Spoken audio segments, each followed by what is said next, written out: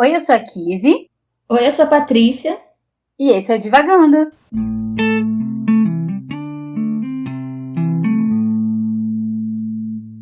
Olá, pessoal, bem-vindos a mais um episódio do Divagando. Esse que é o nosso segundo episódio sobre crime e castigo. Se vocês estão acompanhando os nossos prints de leitura no Instagram, vocês sabem a saga que está sendo, pelo menos para mim, para ler esse livro. Mas estamos aqui, estamos vivas, com perrengues tecnológicos, como sempre, mas estamos aqui para falar sobre Crime e Castigo do Fyodor Dostoiévski. Não é mesmo, Kizzy? É mesmo, estamos aqui entre trancos e barrancos e dificuldades literárias e tecnológicas, mas sobrevivemos a mais um clássico literário. Sobrevivemos para contar a história em mais um episódio. E, para a gente começar, né, eu vou dar aquele resumo básico do que se trata Crime e Castigo. Então, o livro ele conta a história do Raskolnikov, que eu espero em Deus que seja assim, que se diga o nome dele. Mais um episódio que é a nossa saga dos nomes dos personagens é enfrentada, né? Mas enfim. O Raskolnikov ele é um jovem que é estudante, né? Um ex-estudante, que está passando por diversas crises financeiras e não consegue estudar, não consegue se concentrar e não consegue, né, se sustentar, né? Ele trabalha, estuda e não consegue sair daquela mínima pobreza ali que ele tem, e acaba dependendo sempre da mãe e da irmã, que moram, né, numa outra cidade. E no meio dessa crise, né, financeira, existencial, né, e tudo mais, ele que é um jovem muito recluso, muito taciturno, né, ele não é muito sociável, ele tem uma ideia, assim, né? Ele cogita a possibilidade de matar a sua fiadora, né? Não é fiadora, é agiota. Ele penhora, né, na verdade, umas coisas, uns bens com uma senhora que é muito avarenta, muito ruim, muito intragável, e ele tem como ideia matar essa mulher em vista de um bem maior, né? Matá-la, pegar o dinheiro que ela tem para poder se sustentar e sustentar a família. E a lógica é que ele vai prover um bem maior, que é uma vida pelo benefício de 100 outras vidas, né? E aí, isso tudo acontece logo nos primeiros capítulos, né? É o crime a ser cometido, então ele vai ponderar muito sobre esse crime. E logo depois que ele recebe uma carta, né, da mãe dele, falando que a irmã dele está disposta a se casar com um homem, né, que vê nela a maior qualidade ser uma mulher pobre, e aí a irmã está se dando em sacrifício, né, para poder assegurar esse conforto, né, dela, da mãe e do irmão. E então ele fica muito revoltado com isso, né, ele não quer que a irmã se case, e no meio de todos esses conflitos, né, dessa possível casamento, né, da irmã com a pobreza dele, com a pobreza, né, que ele vê ao redor dele, né, ele comete esse crime e o crime não sai da forma como ele esperou, né, ao invés de matar só a agiota, ele mata também a irmã dessa agiota e a partir de então ele entra num grande conflito do que fazer, né? Se ele vai ser pego, se ele se entrega, o remorso que ele sente por ter matado, então ele vive sempre na berlinda, ele adoece muito. Toda vez que ele se vê solitário, toda vez que ele se vê encurralado, toda vez que ele se depara com o crime, com o mal que ele fez, ele adoece. E a história vai se passar ali nessa angústia, né, do Raskolnikov por conta do crime que ele cometeu. Então, no decorrer da história, nós vamos ter a mãe e a irmã dele que vêm até Petersburgo, né, que é a cidade onde se passa, que era a capital da Rússia na época. Elas vêm até Petersburgo para encontrar com Raskolnikov, e vem também esse Luzhin, né, acho que esse é o nome dele, pelo menos é assim que eu leio. Ele que é o noivo, né, da irmã dele, e o Raskolnikov, ele espanta, né, o noivo, ele diz que ela não vai se casar, que ele não permite e que se ela quiser, ela vai ter que escolher entre o noivo ou ele, o que vai causar muitos conflitos, né, no livro, né, essa relação dele com o possível noivo da irmã.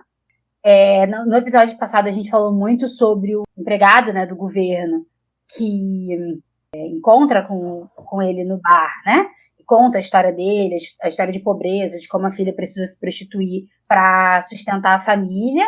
Essa família, né, vai ser muito importante ali nessa angústia da personagem, né, após o crime que cometeu, principalmente a Sônia, que é a filha, né, essa filha que precisa se prostituir. Basicamente isso. E alguns outros personagens que vão surgindo, que são ali pessoas que estão em volta da polícia, né? Porque existe uma investigação desse crime e ele vai estando perto dessa investigação, que vai trazendo nele uma angústia maior ainda, porque ele sempre se vê frente a frente a ser descoberto ou não, né? Então, aí, os finalmente, né? O desfecho, né, do livro é muito eletrizante, né? Os últimos capítulos, né? As duas últimas partes, eu diria, né? O livro é dividido em 6 partes e um epílogo. A quinta e a sexta parte e o epílogo são eletrizantes, assim, é um desfecho que vale super a pena, que você se arrastou no livro todo. Você devora, né, os últimos capítulos. E aí o desfecho eu não vou contar, só um pouco mais pra frente do episódio, porque aí a gente volta aquele alerta de spoiler. Mas diga, Patrícia, já que você me furtou no episódio passado o prazer de te perguntar, eu vou atropelar o cronograma desse episódio.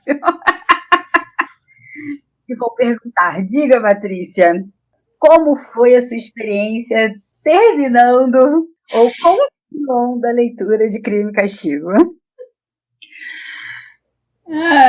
Então, eu não terminei o livro. Na verdade, eu parei pelo início, eu acho que eu tô, sei lá, no segundo ou no primeiro capítulo ainda da segunda parte.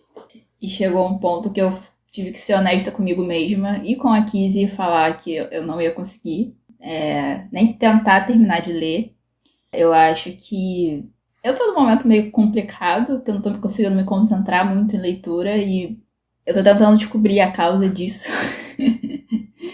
Eu acho que tem várias causas, na verdade, né? Mas eu não consegui, assim, se a gente parar pra pensar, já tem um tempo que eu não tô conseguindo terminar nenhum livro direito, né? Terminar lendo detalhadamente. Os últimos 2 livros que a gente leu pro podcast, que foram os últimos 2 livros que eu li, que foram o Como Era Antes de Você e o A Casa dos Espíritos. Eu precisei terminar correndo, né? Tipo, fazer leitura dinâmica e tal. Eu sei que acontece no livro inteiro, mas não foram leituras detalhadas como eu gosto de fazer normalmente, principalmente pro podcast. E eu acho que o livro Como Crime e Castigo merece uma leitura detalhada, que eu não ia conseguir fazer. E eu também, assim, não tava com cabeça pra sentar e tipo, sei lá, ler dinamicamente 400 páginas. Tipo, não ia rolar. Então eu tive que ser honesta e dizer que eu estava desistindo nesse momento de terminar. Eu tô pensando aqui, acho que diferente do que aconteceu comigo em Lolita, né? Que eu falei que eu ia continuar a ler e eu nunca mais peguei no livro. Eu quero ver se eu consigo tentar até o final da temporada terminar ele, tipo, no meio dos outros livros. Se não até o final da temporada, pelo menos até o final do ano eu quero terminar de ler. Mas sem a pressão, né, de terminar, tipo, em um mês o livro, um livro grande e tal. Mas pelo menos eu cheguei na parte do crime. Eu vi o assassinato acontecendo. Eu vi, não, né? Eu li o assassinato. Então, pelo menos, assim, uma parte do livro eu li inteira. E você, Kizzy? Eu acho que eu te entendo muito, né, nessa empreitada, né, de terminar um livro, né? Eu também eu tenho tido dificuldade de terminar um livro bem. Acho que eu consegui terminar o Como Era Antes de Você bem. A Casa dos Espíritos não, mas A Casa dos Espíritos eu já tinha lido, né? Então tinha algumas diferenças. Mas eu acho que o tempo foi um fator para mim que me fez terminar Crime e Castigo. Né? Para eu não ter outro livro sem finalizar aqui pro podcast, eu me empenhei mesmo, né? Eu fiz essa terça-feira toda de uma maratona mesmo. Eu li 200 páginas, talvez um pouco mais. Mas acho que foram umas 320 páginas. Só hoje, ontem eu também li muito, porque eu queria terminar. E era um livro que se eu não tivesse esse compromisso de terminar, de ler numa data, eu não teria terminado e seria um desperdício. Porque eu gostei muito da leitura, né? No episódio passado a gente falou um pouco sobre essa facilidade, né? Que livro, essa facilidade não, essa linguagem, né? Mais fácil de eu, pelo menos, sempre espero um livro muito rebuscado, muito difícil de ser lido, né? Desses clássicos que não são ali do eixo Estados Unidos, Inglaterra e França, né? Eu sempre espero algo muito difícil e acabam sendo os mais palatáveis, assim, né? Na experiência que eu já tive até agora. Mas a história, e principalmente aí a versão, né, da minha edição, deixa a história confusa, né? Deixa muito nome para decorar, é uma estrutura nominal que me confunde muito, isso foi uma dificuldade muito grande. Então, se você quiser ler Crime e Castigo, eu te recomendo de verdade a ter um papelzinho e anotar quem é quem.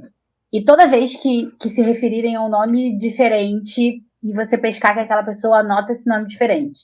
Porque os personagens, eles transitam muito na história, né? Então, uma pessoa que é mencionada lá na carta que a mãe enviou nos primeiros capítulos, lá na parte 1, ele vai aparecer lá na parte 5, 6.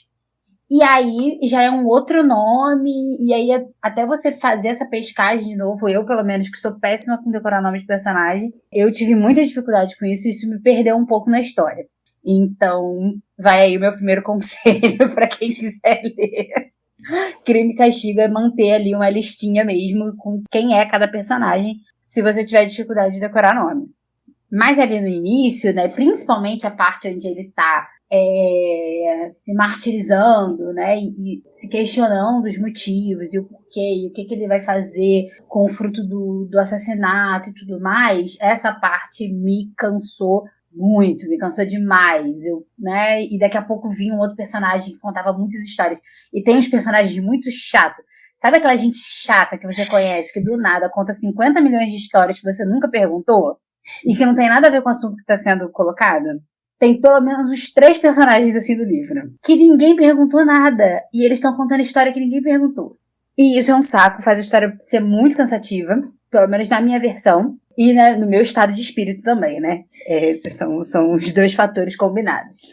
E isso fez com que eu me arrastasse muito, mas no final, né, a partir do momento ali onde ele se vê a última vez ali encurralado, né, pelo que seria o detetive, né, ele se chama de juiz, Priofili, eu acho, Priofili, enfim, não sei, o que seria tipo um detetive pra gente, que tá investigando o crime, a partir dali as cenas vão sendo, ainda tem muita contação de história, mas é o mesmo um encaminhamento pro desfecho do livro, então tudo começa a ficar muito eletrizante, né. E o que me ajudou também a terminar o livro foi que eu geralmente faço isso com os livros de Divagando, né? E com outros também, às vezes que eu quero conhecer mais, ou que eu quero ver resenha e tudo mais. Eu jogo no YouTube, né, pra ver o que a galera tá falando, no Spotify. E eu encontrei um programa. Agora eu vou ficar devendo. A gente coloca na legenda, tá? Vai estar na legenda do episódio. O programa que fala sobre literatura em foco, ou algo do tipo. E que é um apresentador que chama vários especialistas, né, em obras clássicas. Eu já tinha visto um programa para Oliver Twist. E eu vi agora também desse mesmo programa para Crime e Castigo. E a professora, que ela é russa e eu também não vou lembrar o nome dela, explica sobre, né, o contexto ali de Crime e Castigo, né, fala muito sobre as características do livro, de como o Dostoiévski escreve, né, e os pontos fortes e fracos dele e tudo mais, e isso me ajudou a entender o livro, né, a colocar uma perspectiva sobre o livro e não achar que era que eu tava enlouquecendo, ou que a história era muito confusa, né? Então, ela traz muita intensidade, né, do livro. Ela dá o exemplo que o autor pinta tudo em cores muito fortes. Ela disse que se ele fosse um pintor, não seria aquarela, né? Então, é tudo muito intenso, é tudo muito forte, o que explica os milhares de sonhos que ele tem, os milhares de febres e devaneios e, né, e sonhos estranhos e confusos, e pensamentos confusos, e a retórica confusa que ele tem, que ele argumenta com ele mesmo, né? E a questão da polifonia, né, dos personagens e da história. E isso realmente, eu sou uma leitora muito preguiçosa. A Patrícia é o exemplo deste podcast, porque a Patrícia é uma leitora que duvida. Ela duvida do personagem, ela duvida de quem tá falando. Eu não, principalmente em livro que eu não tô indo, eu sou uma leitora muito preguiçosa, né? Livro de mistério eu adoro, porque eu nunca descubro quem é. Nunca. É sempre uma surpresa pra mim. Sempre uma surpresa. Se eu chuto, eu erro. Então eu adoro livro de mistério, porque é isso. É um grande mistério pra mim, sabe? Ai, porque eu sou detetive, eu junto as peças. Não junto as peças, não sou detetive. Eu adoro saber qual é o mistério. E Crime e Castigo é um livro que você precisa duvidar mesmo das personagens, né? Porque no final das contas você não fica sabendo quem fez o quê, e existem vários pequenos mistérios, né? Existem, além do Raskolnikov, existe o caso da irmã dele, o caso da Sônia, e existem outras pequenas histórias que, quando você percebe, tem vários lados. E praticamente todos os personagens contam as suas versões dos fatos, né? Então você não fica sabendo o que de verdade aconteceu, porque é exatamente isso, né? A verdade é fragmentada. Cada um vai contar a sua história, né? E eu fiquei nessa ânsia, né, de saber o que de verdade aconteceu. E aí, escutando a entrevista, né, da doutora da USP, a professora da USP, ela me ajudou a ficar mais calma quanto a isso, né? De que não existe essa verdade, né? O objetivo mesmo é esse contraste de narrativas, de opiniões, e de que cada personagem vai ver o mesmo fato a partir do seu ponto de vista, a partir dos seus objetivos, a partir, né, dos seus sentimentos, né? E é uma galera muito intensa, é uma galera que ou é vida em abundância ou é a morte terrena, sabe? É isso, sabe? Ou você vive para sempre ou você morre aqui e agora. É com essa galera que é a história dessa galera que a gente tá lendo.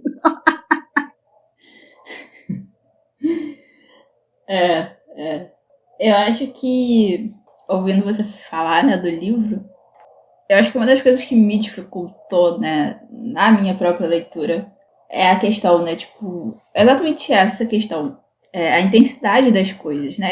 Eu tô num ponto que a gente tá acompanhando principalmente o Raskolnikov. A gente vai se esforçar pra falar o nome dele esse episódio. Pelo menos o dele, né? Os outros a gente a gente se abstém, mas pelo menos o dele a gente tenta. Sim, pelo menos o dele a gente tenta. E é muito esse início, né? Como a Kizzy falou, dele indo e voltando, não sabendo exatamente por que ele quer fazer quer cometer esse crime, quer cometer esse assassinato, se planejando e aí ficando com medo, e aí dizendo que ele tá confiante, etc. E eu acho que no meu momento atual, né, tipo, ler um personagem assim é muito complicado porque eu tô num momento assim, né, tipo, pensando sobre as coisas da minha vida, refletindo, mudando de ideia a cada nem 2 dias, assim, cada dia eu tô pensando uma coisa diferente.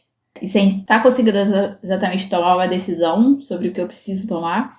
Então, ler isso, acho que, tipo, foi acentuando num nível que, assim, juntando com a minha distração e a minha falta de motivação e tipo, o baixo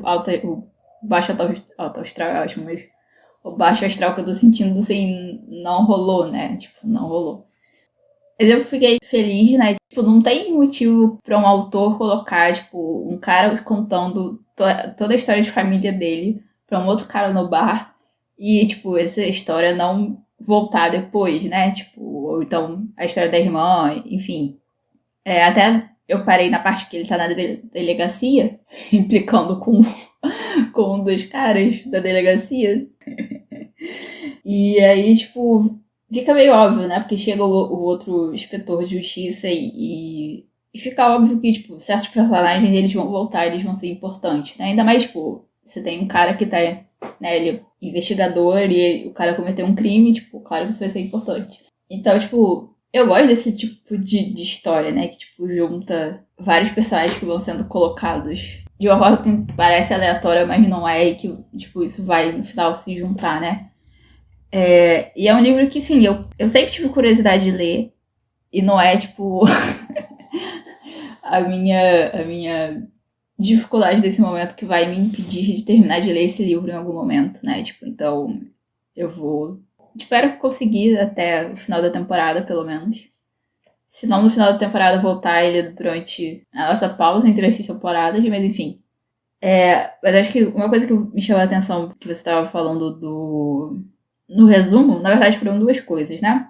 A primeira é a ideia dele, né, de matar a senhora de penhor como se isso fosse, né, para ser um bem maior. E a outra coisa, né, que é uma coisa que eu fiquei prestando atenção enquanto eu tava lendo, é a questão, né, dele estar doente. Ele tá doente, tipo, ele passa boa parte da primeira parte doente, e pelo que a gente falou, ele passa o livro inteiro ficando doente.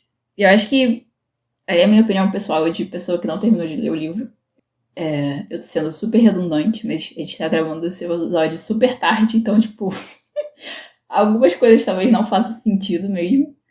Mas eu acho que, tipo, essa questão da doença, né, ela é muito psicossomática na questão do Raskolnikov, né? Eu acho que toda a culpa, toda a angústia, toda a indecisão, tudo que ele sente acaba saindo, né, em forma de febre, em forma de cansaço, depressão, enfim. E eu, assim, eu falei isso pra Kiz, ela falou, tipo, ruim. Mas eu me identifiquei muito com o personagem, né? Tipo, eu falei um pouco desse momento que eu tô passando na minha vida. E como isso se encaixa também, né, no personagem. Claro que, sim, comigo não no extremo que o Raskolnikov passa, né? Mas, enfim. Mas eu acho que isso é uma questão, né? Tipo, quantas vezes eu também não fiquei doente por questões emocionais ou psicológicas, enfim, e, tipo... Às vezes, quando você não consegue lidar com uma coisa, né? Tipo, emocionalmente, psicologicamente, aquilo precisa sair de alguma forma e sai em forma de doença, né? Então, eu acho que isso é interessante. Ainda mais numa época pré-psicologia moderna, pré-Freud, na época do Freud, não sei. Mas aí também essa coisa, né, de matar uma senhora, né, que é avarenta e etc., porque ela é velha e porque ela é avarenta, como se isso fosse salvar, né, tipo, a galera da pobreza ali no entorno. Também me chamou a atenção, porque ele ouve essa ideia, tipo, ele diz que ele já tinha tido essa ideia de uma forma incipiente, mas ele ouve uma conversa de bar de um outro estudante falando com outro cara exatamente sobre isso, né? E aí que firma, né, na cabeça dele que ele vai realmente cometer esse assassinato. E aí, sei lá, são coisas interessantes que eu pensei enquanto você tava falando. Sim, são realmente coisas muito interessantes. E aí eu fiz até uma listinha a partir do que você falou, para eu não me perder. Uma das coisas que você falou sobre eles estarem se implicando, né, na delegacia, né, os personagens se implicando, é um livro muito bem humorado, né? Você vê que os personagens se implicam, eles teve momentos assim até que eu dei risada mesmo, né? Tem sempre uma veia, obviamente que não é uma comédia, né? Pastelão, né? A gente não está falando disso, mas ele tem uma veia cômica, assim, ele é um livro engraçado, né? Dentro do possível, né? Principalmente nos diálogos entre os amigos. E às vezes, sabe, o amigo quer falar, mas quer ir embora. Tipo, aí acho que tem um diálogo que ele fala, não vai embora, não, mas eu não vou, então eu fico. Então tem algumas dinâmicas bem humoradas, assim, né, no livro, e isso é muito bom, né, porque faz o livro ser um pouco menos cansativo. A questão da doença, assim, realmente, o livro, ele é todo, se não o Raskolnikov ficando doente, alguém ficando doente. A doença é absolutamente psicossomática no livro. Eu não sei exatamente em que momento, né, da psicologia estava em que momento a psicologia estava quando o Crime e Castigo estava sendo publicado, mas o livro claramente deixa muito claro essa visão do psicológico quanto ao seu corpo, assim, né? Sobre os seus humores, sobre as suas coisas. Não é um vocabulário muito específico, assim, mas você vê que o autor quer deixar muito claro que essa angústia, essa perturbação mental que ele tem, esse sofrimento que ele tem, que deixam ele prostrado, né, de cama, não só ele, como outros personagens também. E o Raskolnikov em si, as pessoas tratam ele às vezes como na loucura, né, como se ele tivesse, por conta da doença, né, tivesse perdendo mesmo o juízo, né, e a noção da realidade, né, e vivendo dentro de delírios, né? Então, esse é um tema muito frequente. O livro, ele todo é permeado por debates mesmo, acerca de N assuntos, como política, economia, essa questão, né, da saúde, do humor e da doença, a questão da pobreza. Existem várias questões, né, várias questões filosóficas, tudo isso. Existem diálogos, né? A gente está falando ali de personagens que são, em sua maioria, acadêmicos, né? O Raskolnikov, o amigo dele, Razinikin, ou algo do tipo, que vai ser bem importante também. Todos eles ali são acadêmicos, né? São pessoas letradas, né? Então eles estão nesses debates, eles são escritores, são tradutores, são advogados, né? Se formando para serem advogados, então eles publicam coisas em revistas, então eles têm esses debates sobre a vida e sobre esses assuntos que permeiam a vida, né? São debates muito acalorados e muito detalhados, né? E um dos debates, inclusive, é justamente sobre essa questão, que é a questão que leva o Raskolnikov a matar, né? Que é essa questão desse bem, né? Matando uma pessoa velha, que é ruim, a gente faz bem a muitas pessoas. Ele publica um artigo que tem este teor, não exatamente com essas palavras, mas é exatamente por aí que ele quer dizer, muito antes do crime ser cometido, né? Então, existe um debate dentro do livro a respeito disso também, né? E na minha visão, e aí na minha visão particular, né? O livro, ele é esse ímpeto, né, da personagem, né, do personagem principal. Sabe aquela ideia louca que você tem? Ah, e se eu fizesse algo tal, absurdo, né? Só que você não faz, né? Você não faz isso.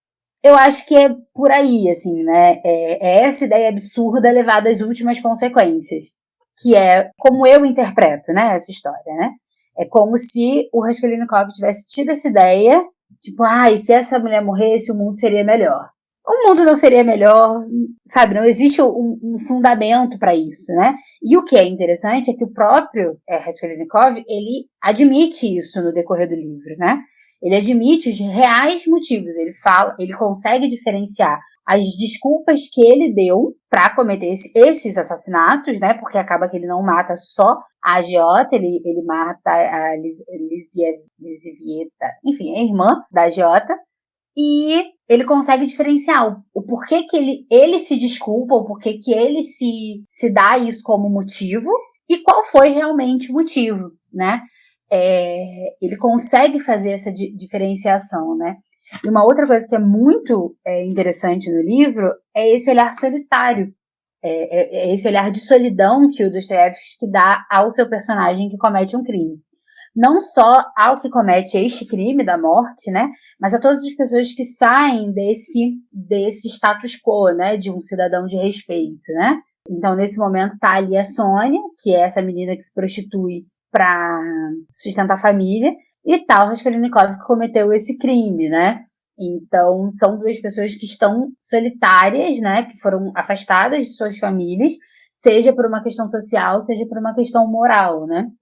Então, ele fala muito sobre essa solidão desses pecadores, né? Vamos dizer assim, existe muito em determinado momento, existe um discurso sobre o pecado, sobre a redenção, né, e sobre como o sofrimento é a redenção.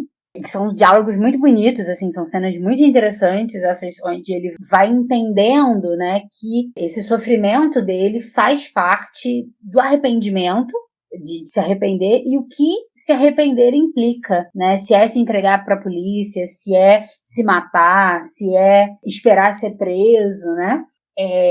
Ele passa por muito tempo tendo esses conflitos, né? Do que fazer agora, né? O que fazer com isso? Como? Porque a grande questão é que ele fez e está sofrendo por isso, né? Ele não consegue utilizar o fruto do roubo, né?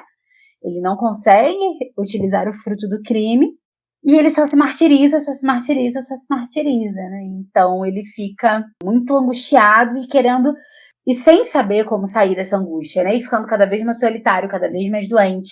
E toda vez que ele melhora e ele consegue levar uma vida normal, passa uns dias bem, encontra com a mãe, encontra com a irmã, daqui a pouco ele vê as pessoas fazendo planos e projetando uma vida, e tendo sonhos, e querendo trabalhar, e querendo tocar a vida pra frente, ele aí vai e se retrai de uma forma, porque ele percebe que aquilo não é pra ele, né? Ele cometeu um crime, ele tá em dívida com a lei, né? Ele fala, eu manchei a lei com sangue, alguma coisa assim do tipo.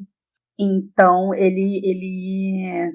essa dor, esse sofrimento, né? Eu acho que o castigo dele é muito, né? O crime e o castigo, eu acho que é a isso que se refere, né? Esse castigo moral mesmo, e sentimental, e esse autoflagelo mesmo que ele vai se impondo a partir das consequências, né? Dos atos dele.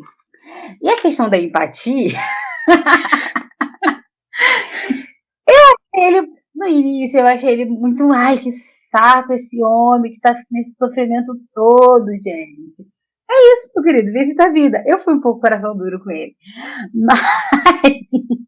Mas eu acho que também a hora que você tava, o momento que você tava, eu já tava no momento que eu já tava de saco cheio do que eu tava lendo, né? Porque quando você me falou isso, ele já tinha cometido crime e ele tava num ciclo vicioso entre fica doente, fica bom, fica doente, fica bom, fica doente, fica bom. Eu já não tava suportando mais. Eu queria que esse homem fizesse alguma coisa. Ou ele morresse, ou ele fosse se entregasse, ou alguém prendesse ele. Alguma coisa tinha que acontecer. Ou ele pegasse aquele dinheiro e gastasse tudo. Alguma coisa esse homem tinha que fazer, porque eu já não estava suportando mais. Mas eu pouco consegui me colocar no lugar dele. Eu tenho sérios problemas de empatia com personagens masculinos. É uma coisa minha, não sei explicar, talvez na terapia a gente consiga, mas eu tenho problemas de identificação com esses personagens, até pra série, filme, essas coisas. Tem uma série, o Merli, todo mundo adora, todo mundo que já viu essa série, nossa, super gosta, Merli é maravilhoso, muito boa série, veja, não suporto Merli. A série parece ser muito boa, mas não suporto aquele homem. Então, não consegui terminar de ver a série, mesmo ela sendo muito boa, porque não rolou identificação. Mas, mais da metade ali pro final, eu me vi sofrendo o sofrimento dele, assim, né? Eu não me vi no lugar dele, mas eu me vi querendo um bom final para ele, assim, né?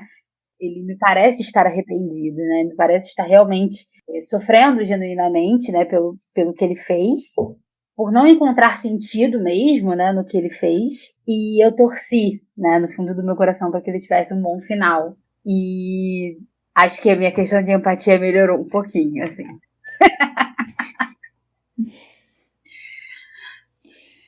Assim, eu acho que comigo a empatia, ela vem mesmo da identificação, né? Eu acho que, pensando em personalidades, né, e como o personagem foi sendo construído, que eu acho que, assim, na primeira parte você já tem uma boa noção de quem ele é, né?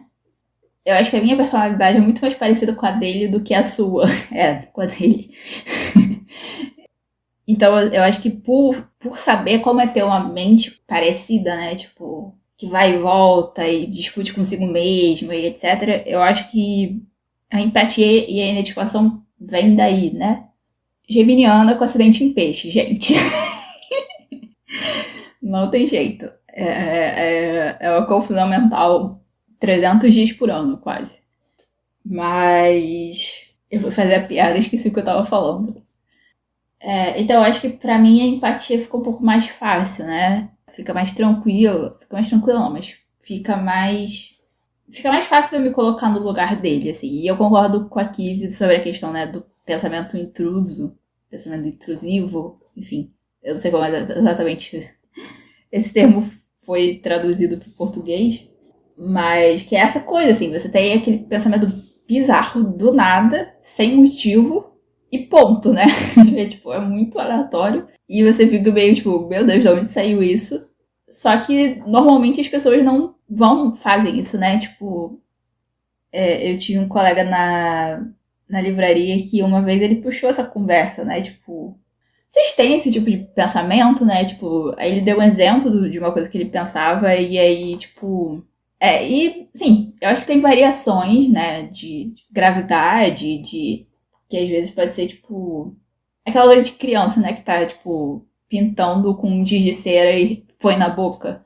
Ou tá brincando com massinha e come a massinha, tipo. É porque só aquilo passou na cabeça dela, mas ela, como criança, ela não tem ferramentas pra lidar com isso, né? Tipo, eu acho que tudo que passa na cabeça de uma criança, ela aceita como verdade, né?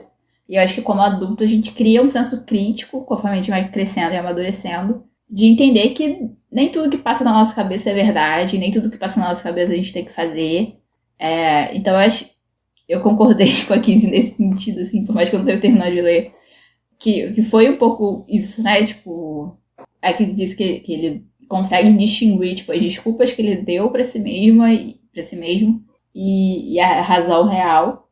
E eu não sei qual é essa razão, mas pra mim o tempo todo pareceu isso, né? Tipo, e aí eu acho que enquanto ele tá, né, nos dias antes de cometer o assassinato, ele fala que, tipo, todo sinalzinho que aparecia, que ele via, parecia confirmar que era pra ele fazer isso mesmo.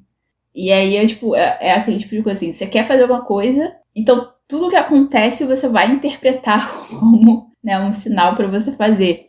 E aí, tipo, ele vai pra um lado místico, né? Tipo, o universo tá me dizendo isso, mas que na verdade é o contrário, né? Porque, tipo. Ou não sei. Não sei. Eu só sei que, assim. Eu acho que se fosse um livro que eu estivesse lendo em outro momento, eu teria conseguido ler ele mais tranquilamente, mais rápido. Mas nesse momento é difícil. Mas eu vou me esforçar, gente. Eu prometo que eu vou me esforçar. Eu não vou ser, como a Kizzy, um paraíso perdido. Nenhum julgamento em relação a isso também. Mas eu não vou desistir e dizer que eu não vou ler. Mas pode demorar um pouco. Paraíso Perdido é outro nível de livro, é outra história, são outros 500. Mas eu acho que você vai gostar muito de Crime e Castigo, assim, acho que o tempo não foi propício mesmo. Me lembra muito, por exemplo, eu lendo Retrato de Dorian Gray, né, que eu comecei a ler na adolescência e achei um saco, não entendi nada. E depois a leitura foi um pouco melhor. Eu não lembro exatamente como foi a leitura, mas foi um pouco melhor exatamente do que na adolescência, porque eu consegui terminar. O bom é que você tem 2 episódios pra saber como foi a sua leitura. Gente, eu vou lá até conferir, inclusive. Quem estiver ouvindo esse episódio e ainda não tem ouvido Retrato de Dorian Gray, escute também, porque vocês vão saber qual foi a minha experiência de leitura. Mas foi bem melhor do que na adolescência, com certeza. Mas eu acho que você vai gostar muito. Crime e Castigo é um livro que é muito sua cara, assim. Eu li pensando de como a Patrícia ia gostar desse livro. Porque ele é tão truncado. E tem coisas assim, coisas que você gosta e que você entende. E que depois você tem conversas muito interessantes que eu falo, meu Deus. Que livro que ela leu que não foi o mesmo que o meu? Eu recomendo que você, daqui a um tempo, tente ler ele de novo. E recomendo também aos nossos ouvintes que leiam também. Se atentem à tradução, é uma coisa importante. Mas também não é impossível de ler com outra tradução, não. Dá para ler. E se você puder facilitar a sua leitura, melhor. Isso. Essa foi a conclusão do episódio. Exatamente. E é isso, pessoal. Esta é a nossa conclusão deste episódio. A gente recomenda muita leitura, né? E lembrando sempre que o objetivo desse episódio é a gente normalizar mesmo as nossas experiências de leitura, né? A gente entender que os livros encontram a gente e nós não somos folhas em branco, né? Nós temos vontades e sofrimentos e atividades e cansaços e alegrias e dores que atravessam o caminho, né? Na verdade, o livro atravessa esse nosso caminho e a partir dele que a gente vai ter milhares de percepções, milhares de sentimentos e conseguir ou não terminar a leitura faz parte, né, da nossa história com esse livro. Lembrando que todo livro pode ter uma segunda chance, né? E às vezes a gente encontra com o livro em um outro momento, né, com uma outra perspectiva, com um pouco mais de maturidade. E a gente vê o livro com outros olhos e a gente entende outras coisas. E aí um livro que era muito ruim se torna muito bom, ou um livro que era muito bom se torna muito ruim.